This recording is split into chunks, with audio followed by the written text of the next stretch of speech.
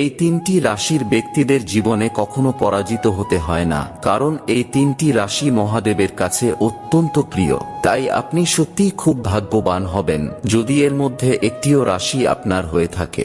জানার আগে হে ভোলেনাথ, তোমার ছেলেমেয়েরা যারা লাইক করে কমেন্টে তোমার নাম লিখছে তাদের তুমি সব বিপদে রক্ষা করো।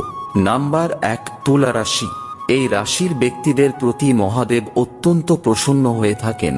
ভগবান শিবের কৃপা থাকার কারণে তুলা রাশির লোকদের জীবন শান্তি ও খুশিতে ভরে যায়। নাম্বার 2, মেষ রাশি। এই রাশির লোকেদের ওপর ভগবান শিবের বিশেষ কৃপা থাকে। জীবনে যে কোনো কর্মে মেষ রাশির লোকদের ভগবান শিব কখনোই নিরাশ হতে দেন না।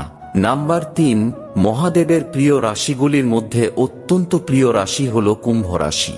এই রাশির লোকেদের খুব বেশি পরিশ্রম করতে হয় না, খুব কম সময়ের মধ্যেই এনাদের সফলতার প্রাপ্তি হয়।